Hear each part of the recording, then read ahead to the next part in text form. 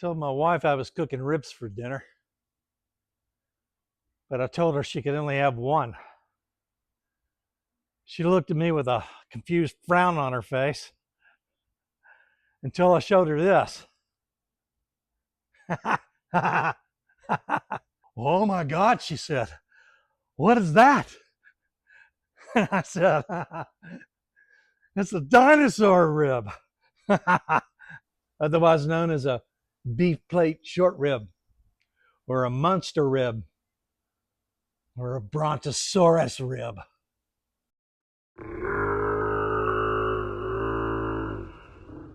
It's a classic example of why humans figured out how to make fire. If ribs had a luxury division, this would be the luxury model. And I'm going to show you how to cook these gorgeous specimens of a beef rib bonanza today on the Smoke Show.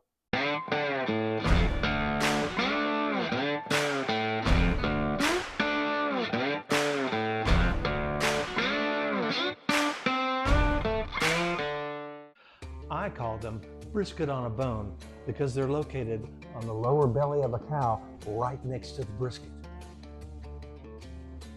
They're big, they're bold, they're beautiful, they're expensive. Why? Because they're in short supply. Reason being is there are only 6 of them per cow. So I was telling the wife the other day I haven't had any good beef ribs in a while. They've just been hard to find. And lo and behold, it was like a gift from God. I walked into the grocery store for the first time ever in this particular store. There they were, plate ribs. And not only were they sitting there, a little bit over 7 pounds for $72. They were on sale for $40. After I got this trimmed up a bit, I put a layer of kosher salt on it to dry brine in the refrigerator uncovered overnight. And now we're going to put a layer of olive oil as a binder and then a layer of pepper to get that nice bark. And then I'm going to put another layer of cowboy butter by Kinder's right over the top.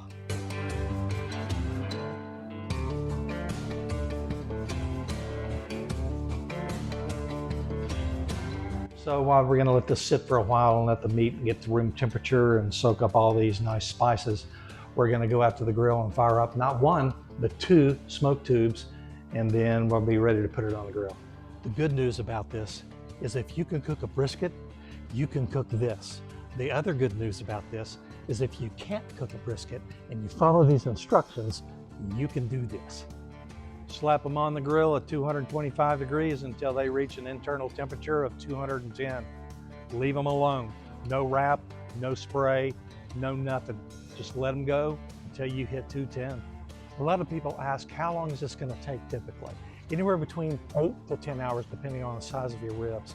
The key here is the rest time. When we pull this off, just like a brisket, we want to let it rest for at least about 3 hours. We want to bring that internal temperature down from 210 at our finished temperature all the way down to about 140 degrees. Then we're ready to bite in. We want that jiggle in your wiggle. Well, just hit 210 degrees after a 9-hour cook. And now for the hardest part. While the aroma of perfectly cooked bovine fills your house, you've got to sit here and wait. Let's take a little cut out of this and see how it turned out.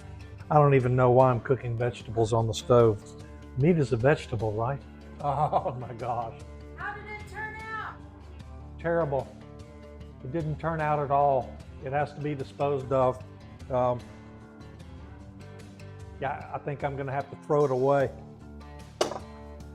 Have you ever seen anything more delicious looking?